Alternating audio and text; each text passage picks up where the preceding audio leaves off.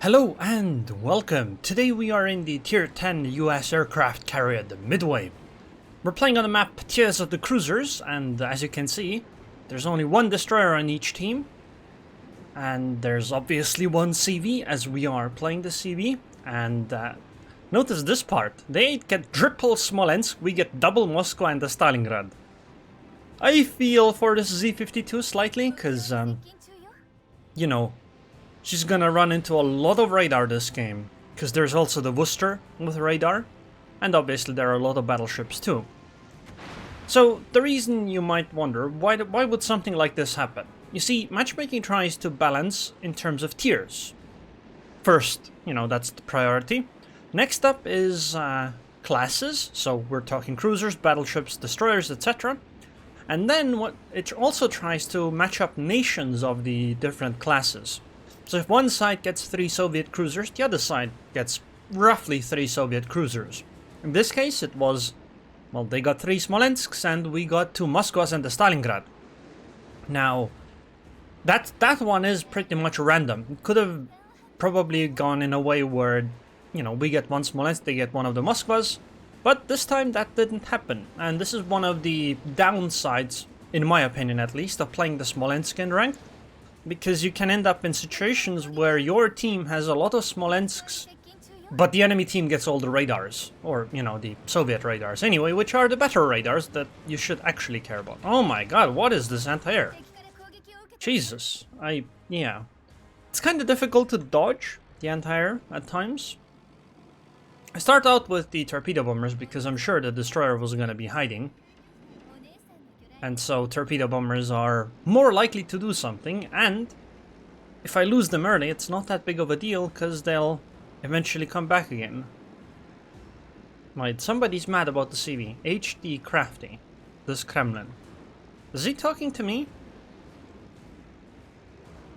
I'm actually kind of surprised that the Z-52 is in the cap zone, although it might not be. Could also be one of the Smolensk, because they do have good concealment. If there is a Smolensk, or a destroyer, she's probably over there, but Midway is gonna give her a plane, so unfortunately I can't block the cap, or at least make it hit the destroyer to try to contest it. I can try to get the fighters to engage, so I can engage again, but it's probably not happening. I'm also gonna drop my bombers, so that the damaged ones go back. But yeah, okay, my fighters just got shot down without me being able to do anything, so I can't go and do anything to the Z-52. That's unfortunate. Unless, of course, she leaves. Well, it's next to Worcester though, so probably still not a good plan. Let's dump these as well. Why does it not dump the one that's damaged? What the hell? Oh, and the Montana has a fighter plane. Oh, and the Midway is gonna drop a fighter too. You know what? I'm gonna just pull back. Because that's a double fighter plane. I'm not gonna be able to do anything to that. There's no point in staying around there. So unfortunately that just worked out for no damage at all. And there's not much you can do in those situations in my opinion. That's just part of CV gameplay. But it's been 4 minutes into the game and I've only been able to do that one attack.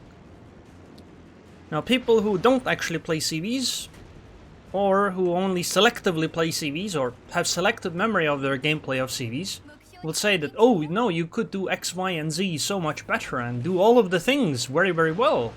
And it works out superbly well, but in practice I find that that's not quite the truth.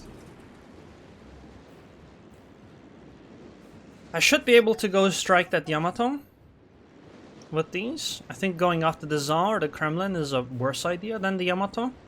So I'm gonna pick on that. And next up I'm gonna go after the middle with the...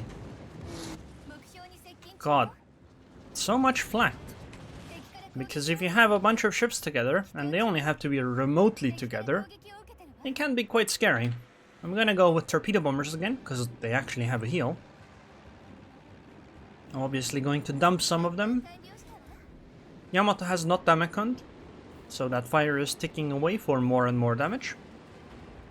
think going after the middle is important because if we can take out that Montana over there, I think our team at A can very easily push. I suppose they're gonna push anyway, but it'll be safer for them. Oh, and the CV is gonna give them a plane, yet again. Do I even need to drop on that Montana? Because, yeah, okay, no, I don't have to drop on that Montana, I think. Actually, no, we're gonna do it. We're gonna force the Montana to move. Even if she doesn't want to push forward. I'm gonna wait, let's drop down, try to fly below the flag. Below the flag. Oh, she's reversing, damn. I thought she was gonna go forward when I came with my planes, but no, that's not what she decided. This did mean that 2 of the torpedoes missed. I would have accelerated there as the Montana. Because my thinking would go, well, I'm gonna die if the CV comes back again, so I might as well start going as fast as I can so that I might be able to get some extra damage off on the enemy battleships. Maybe I'll catch some of them off guard or something like that.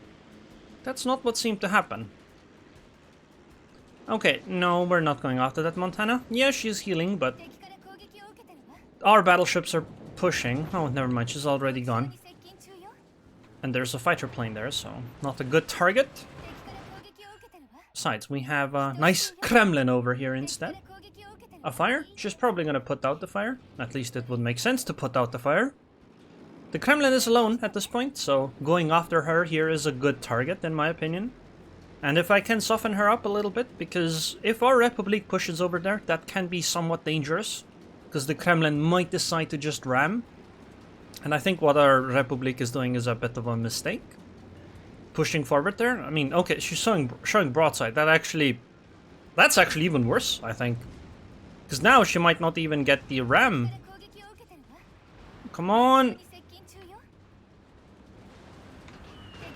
Please, bombers. Please, please, please, please. Yes! No! What? What? I killed the Kremlin, and the Kremlin rammed the Republic to death. I've never seen anything like that. I didn't think that was possible. I figured that if I were to kill the Kremlin, then the Kremlin would become harmless and she can't ram the Republic anymore. Wow. Wow. I guess I secured the kill for the Republic, okay? I mean, that's kind of what happened, right? Has to be. Where is this Yamato heading? Towards the island, it seems.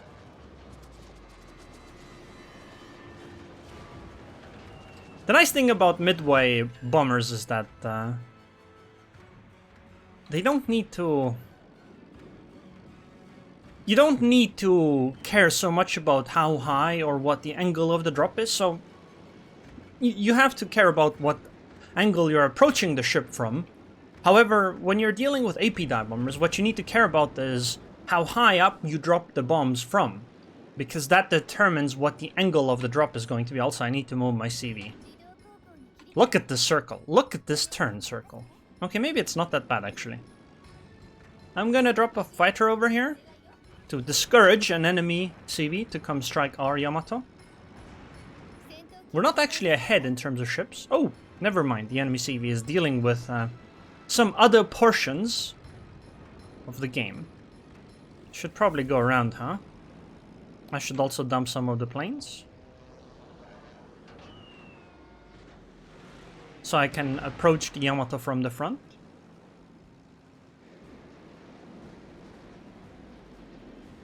I could also go after that Zhao, which could be useful, but I'm uncertain whether I can sink her in one go.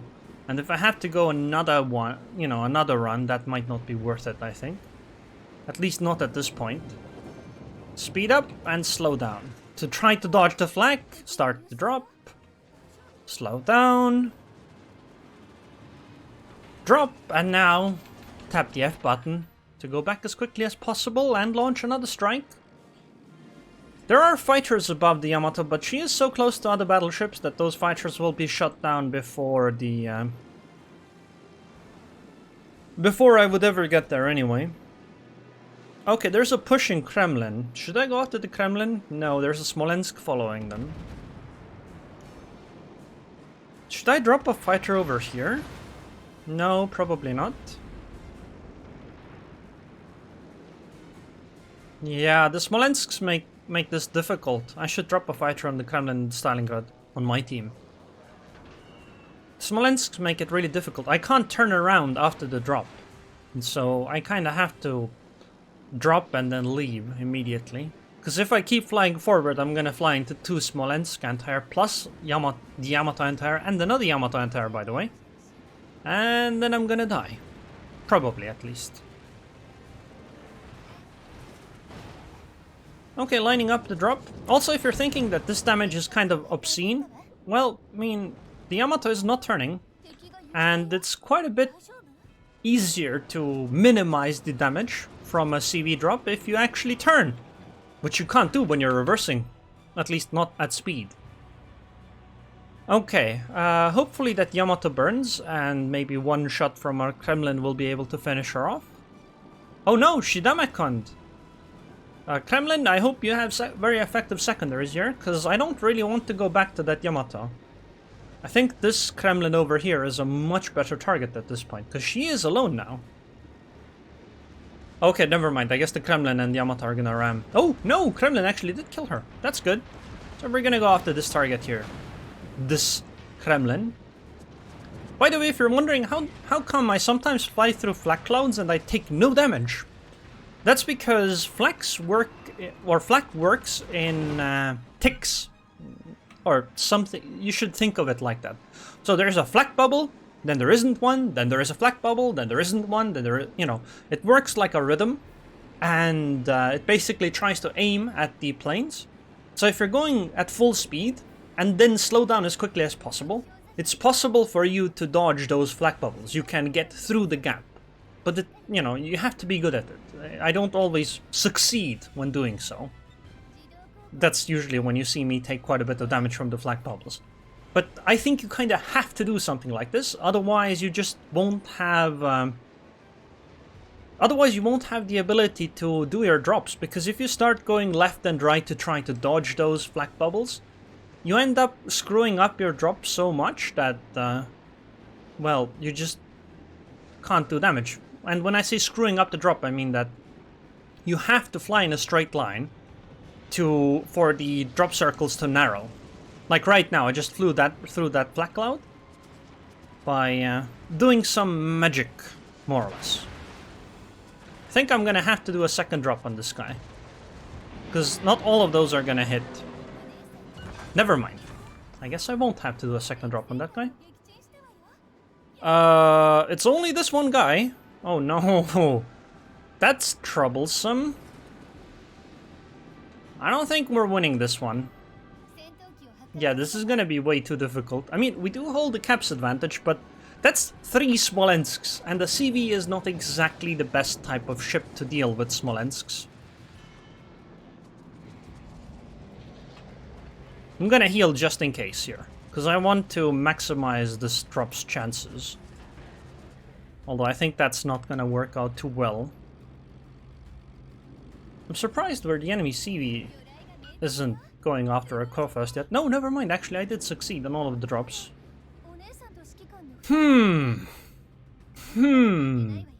If it was ships that weren't Smolensk, I think this could be possible. But Smolensk is a type of ship that I don't think I can deal with on my own, at least not with 3 Smolensks. I'll try to maximize my damage on this Yamato, hopefully sink her, but I don't think I can deal with the Smolensks. There just isn't enough time for it, and Smolensks are way too maneuverable, and their anti-air is way too strong to deal with in such a fashion, in my opinion. Full speed to try to... Oh, no fires. Huh. That's kind of unfortunate. Okay, anyway, we're gonna try again to try to drop on the alcoholic Captain Morgan. I'm also in trouble slightly with my ship itself. In that... oh no. when the drop started, I got caught by a bunch of planes, or a bunch of anti-air bubbles. And as you can see, look, I couldn't even do 2 runs on just 1 Yamato and Smolensk. What's the chance that I'll be able to have a lot more success otherwise, right? I'm gonna drop a fighter over here. Honestly, I should have probably given my teammates more fighters, but they were positioned in a way where it was very difficult for me to drop fighters. I would have had to significantly sail out of my way to try to drop fighters on them. I guess I'll go after the Smolensk because I can't drop that Yamato anyway, because it's 2 ships now together, and dropping on a single Smolensk is easier than dropping on... Oh my god, this is 2 Smolensks. Why? Why is it... It's too difficult to deal damage to these ships. Maybe if I wasn't a Midway, you know, Hakuryu or Audacious might be able to deal more damage with their rocket planes, but dropping a Smolensk is a lot like dropping a destroyer. Except that they have so much more anti-air that it makes it a lot more dangerous.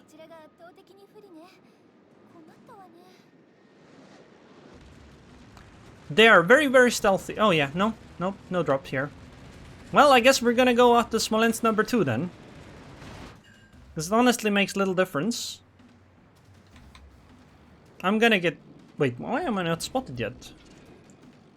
The upside is that Smolensk has trouble dealing damage to a carrier if the carrier can angle. Which is obviously... Oh my god, no, I'm with an autopilot. This is impossible. Yeah, I'm dead. The autopilot now, because I'm near a map border, is going to start reversing, and then I'm just going to do nothing. I wanted to say that the HE is not very effective, but they can obviously use AP. So, the problem with fighting a Smolensk is that Smolensk is maneuverable, she has heals, she has good anti-air, she has torpedoes when she gets close range, and she also has very high DPM. She needs to lose some of that. Maneuverability, torpedoes, DPM. Actually, she probably needs to lose multiple of those things, right?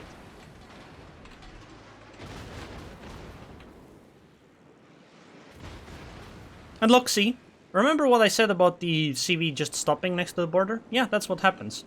In the past, the previous one would have just started sailing in... You would have just sailed forward and kept going, but no, this one just goes in reverse and then you're screwed.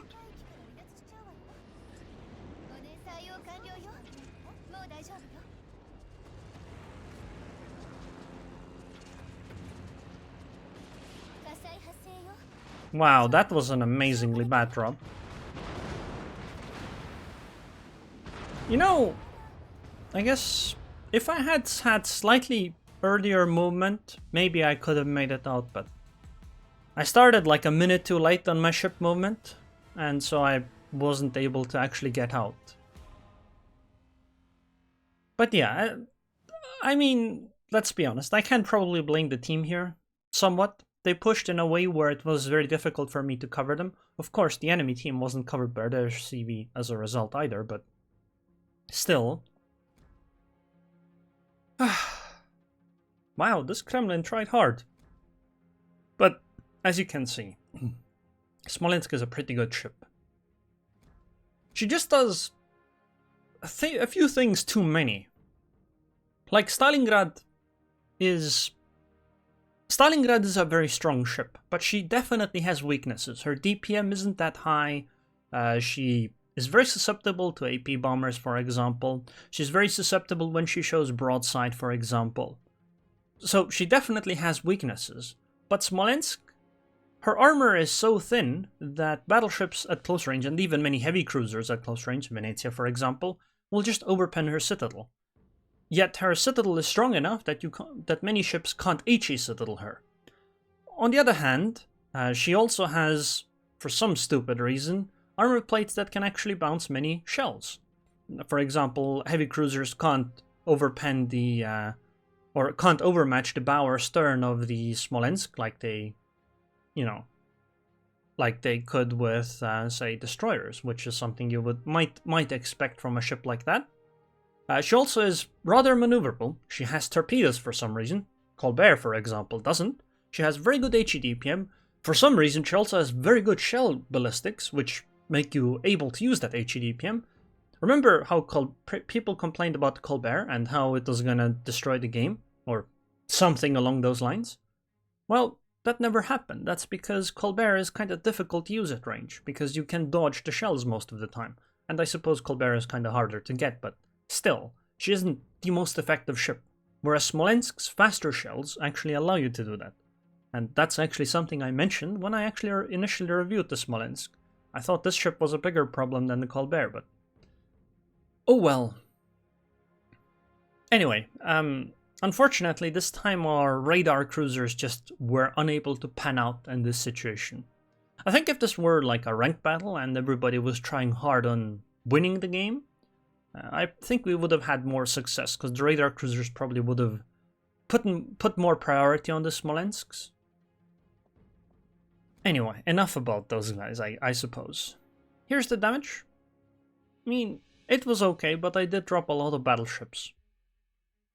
Then again, battleships are one of the best targets in these kinds of matches because, well, they don't have quite as deadly anti-air as the Smolensks, and they're much less likely to be able to dodge your shells, torpedoes, or rockets.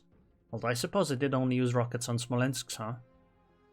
Anyway, what I'm trying to say is that battleships are the preferred target over cruisers, because cruisers make things difficult, and cruisers, especially Smolensk, is positioned in a way where it's very difficult to hit them, and then they have smoke on top of that. So it's not like I could have done much about the Smolensk myself. And the only other cruisers are the Zao and this Worcester, which Zao depends on the position, but Worcester is just not a good target. So the battleships were the preferred targets anyway, and somebody else probably should have dealt with those guys. Anyways, hope you guys enjoyed this video. I would like to thank the patrons on Patreon. Thank you very much for your continued support, Gerald Greyhalo, and I hope I'll see you guys next time.